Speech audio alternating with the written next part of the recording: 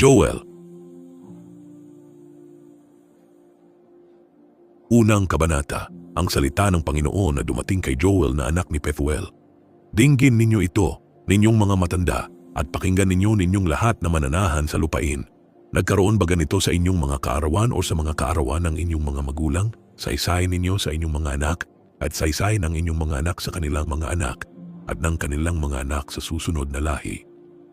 Ang iniwan ng tipaklong ay kinain ng balang, at ang iniwan ng balang ay kinain ng uod, at ang iniwan ng uod ay kinain ng kuliglig.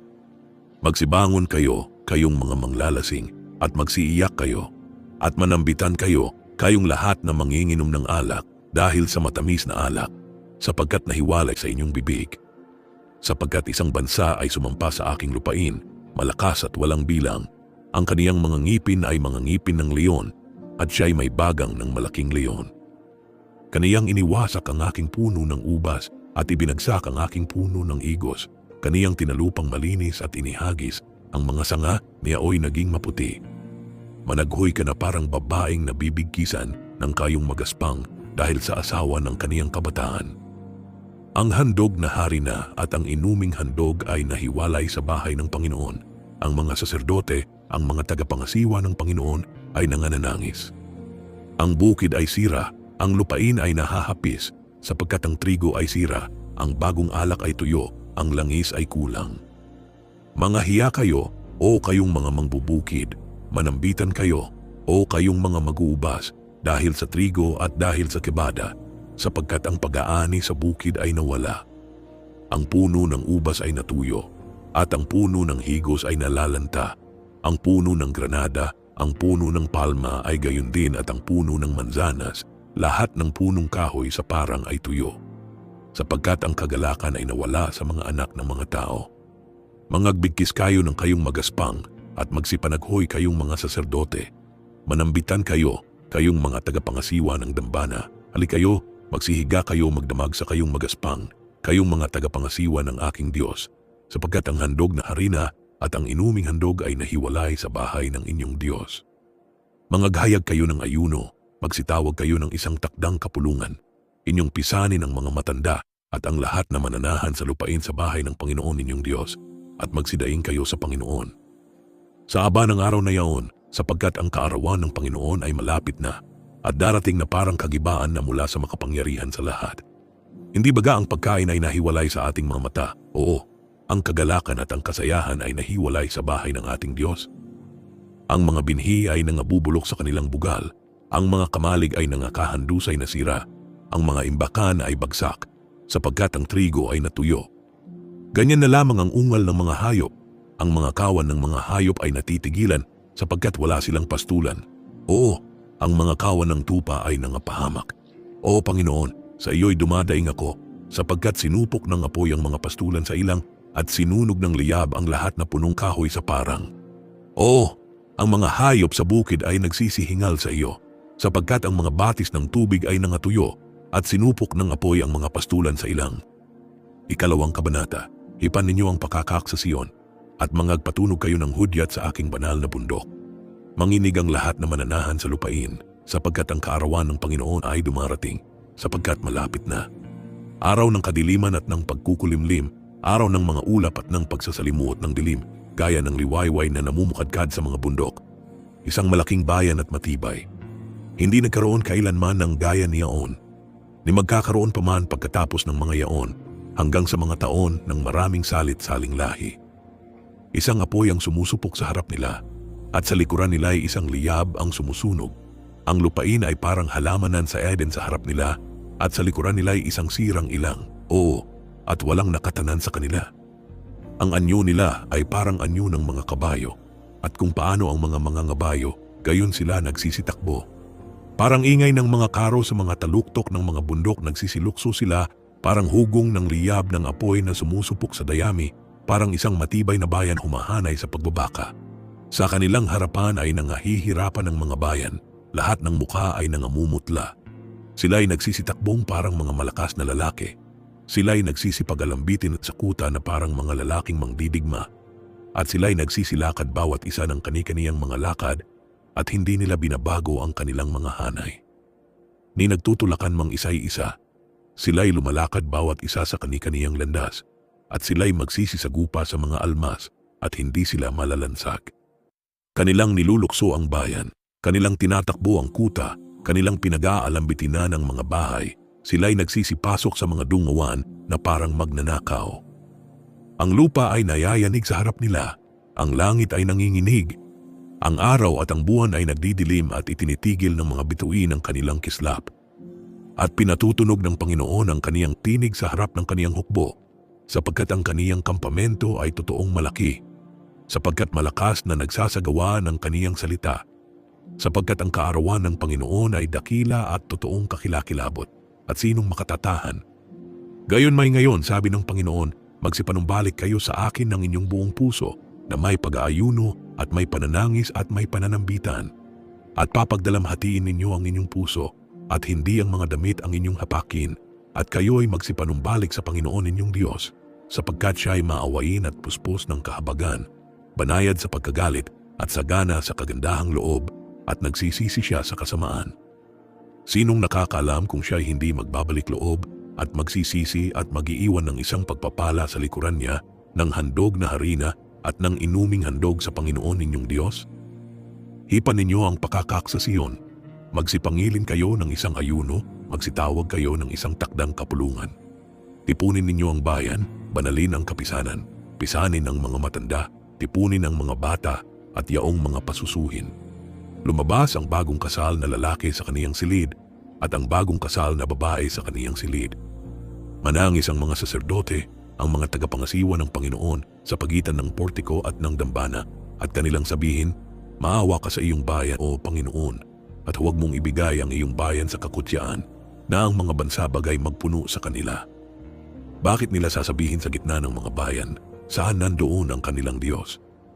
Noong ang Panginoon ay naging masikap sa kanilang lupain at nahabag sa kaniyang bayan. At ang Panginoon ay sumagot at nagsabi sa kaniyang bayan, narito, ako'y magdadala sa inyo ng trigo at alak at langis at inyong kabubusugan, at hindi ko nagagawin pa kayo nakakutsyan sa gitna ng mga bansa, kundi aking ihihiwalay na malayo sa inyo ang hukbo sa hilagaan, at aking itataboy siya sa isang lupaing basal at sira, ang kaniyang unahay sa dagat silanganan, at ang kaniyang pinakahuling bahagi ay sa dagat kanluran, at ang kaniyang baho ay aalingasaw, at ang masamang amoy ay iilang lang, sapagkat siya'y gumawa ng mga malaking bagay. Huwag kang matakot o lupain, ikaw ay matuwa at magalak, sapagkat ang Panginoon ay gumawa ng dakilang mga bagay. Huwag kayong mga takot, kayong mga hayop sa parang, sapagkat ang mga pastulan sa ilang ay lumalago, sapagkat ang punong kahoy ay nagbubunga, ang puno ng higos at ang puno ng ubas ay nagbubunga. Kayo nga'y mga tuwa, kayong mga anak ng Sion, at mga galak sa Panginoon ninyong Diyos, sapagkat kaniyang ibinibigay sa inyo ang maagang ulan sa tapat na sukat, at kaniyang pinalalagpak ang ulan dahil sa inyo, ang maagang ulan at ang huling ulan sa unang buwan. At ang mga lapag ay mga pupuno ng trigo, at ang mga kamalig ay aapawan ng alak at langis. At aking isasauli sa inyo ang mga taon na kinain ng balang, ng uod, at ng kuliglig, at ng tipaklong na siyang aking malaking hukbo na aking sinugo sa gitna ninyo. At kayo'y magsisikaing sagana at mga bubusog, at inyong pupurihin ang pangalan ng Panginoon ninyong Diyos na gumawa ng kababalaghan sa inyo, at ang aking bayan ay hindi mapapahiya kailanman. At inyong malalaman na ako'y nasa gitna ng Israel, at ako ang Panginoon ninyong Diyos, at wala nang iba, at ang aking bayan ay hindi mapapahiya magpakailanman. At mangyayari pagkatapos na ibubuhos ko ang aking espiritu sa lahat ng laman, at ang inyong mga anak na lalaki at babae ay manganghuhula, ang inyong mga matanda ay magsisipanaginip ng mga panaginip, ang inyong mga binata ay mga kakakita ng mga pangitain. At sa mga lingkod na lalaki at babae naman ay ibubuhos ko sa mga araw na yaon ang aking espiritu. At ako'y magpapakita ng mga kababalaghan sa langit at sa lupa, dugo at apoy at mga haliging usok. Ang araw ay magiging kadiliman at ang buwan ay dugo bago dumating ang dakila at kakilakilabot na kaarawan ng Panginoon. At mangyayari na ang sinumang tumawag sa pangalan ng Panginoon ay maliligtas, sapagkat sa bundok ng Sion at sa Jerusalem doroon yaong nangakatanan, gaya ng sinabi ng Panginoon, at sa nangalabi ay yaong mga tinatawag ng Panginoon. 3 kabanata. Sapagkat narito, sa mga kaarawang yaon, at sa panahong yaon, pagka aking ibabalik ang mga bihag sa Juda at Jerusalem. Aking pipisanin ang lahat na bansa at aking ibababa sila sa libis ni Josaphat, at ako'y makikipagtanggol sa kanila roon dahil sa aking bayan at dahil sa aking manang Israel na kanilang pinangalat sa mga bansa at binahagi ang aking lupain.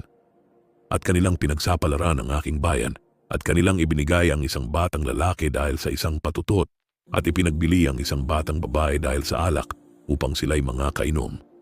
O, at ano kayo sa akin? O Tiro at Sidon at buong lupain ng Filistia? Gagantihin ba ninyo ako? At kung ako'y inyong gantihin, maliksi at madali na aking ibabalik ang inyong kagantihan sa inyong sariling ulo. Yamang inyong kinuha ang aking pilak at aking ginto at inyong dinala sa inyong mga templo ang aking mainam at maligayang mga bagay. At ipinagbili ang mga anak ng Juda at ang mga anak ng Jerusalem ay inyong ipinagbili sa mga anak ng mga taga-Grisya upang inyong mailayo sa kanilang hangganan. Narito, aking pasisiglahin sila sa dako na inyong pinagbilhan sa kanila at aking ibabalik ang inyong kagantihan sa inyong sariling ulo. At aking ipagbibili ang inyong mga anak na lalaki at babae sa kamay ng mga anak ni Juda at ipagbibili nila sila sa mga tao sa Seba sa isang bansang malayo sapagkat sinalita ng Panginoon. Itanyag ninyo ito sa mga bansa, mangaghanda kayo ng digma, pasiglahin ninyo ang mga malakas na lalaki, magsilapit ang lahat na lalaking mangdidigma, sila ay magsisampa. Gawin ninyong mga tabak ang inyong mga sudsod at mga sibat ang inyong mga karit, magsabi ang mahina, ako'y malakas. Mangagmadali kayo at magsiparito kayong lahat na bansa sa palibot at magpipisan kayo, iyong pababain doon ang iyong mga makapangyarihan o Panginoon. Magpakasigla ang mga bansa at magsisampa sa libis ni Josaphat sapagkat dooy uupo ako upang hatulan ang lahat na bansa sa palibot. Gamitin ninyo ang karit sapagkat ang aanihin ay hinug na, kayo'y magsiparito at magsiyapak sapagkat ang alilisan ng alak ay puno, ang kamalig ng alak ay inaapawan sapagkat ang kanilang kasamaan ay malaki. Mga karamihan sa libis ng pasiya sapagkat ang kaarawan ng Panginoon ay malapit na sa libis ng pasiya. Ang araw at ang buwan ay nagdidilim at pinipigil ng mga bituin ang kanilang kislap. At ang Panginoon ay aangal mula sa Sion at palalakasin ang kaniyang tinig mula sa Jerusalem at ang langit at ang lupa ay mga yayanig. Ngunit ang Panginoon ay magiging kanlungan sa kaniyang bayan at katibayan sa mga anak ni Israel. Sa gayoy inyong malalaman na ako ang Panginoon ninyong Diyos na tumatahan sa Sion na aking banal na bundok. Kung magkagayoy magiging banal ang Jerusalem at hindi nadaraan pa sa kaniya ang mga taga-ibang lupa.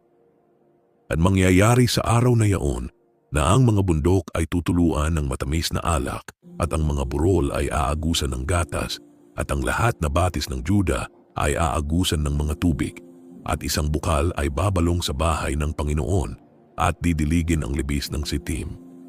Ang Egipto ay masisira at ang Edom ay magiging ilang nasira dahil sa karahasang ginawa sa mga anak ni Juda sapagkat sila ay nagbubo ng walang salang dugo sa kanilang lupain. Ngunit ang Juda ay tatahan magpakailanman at ang Jerusalem ay sasalit-saling lahi. At aking lilinisin ang kanilang dugo na hindi ko nilinis sapagkat ang Panginoon ay tumatahan sa Sion.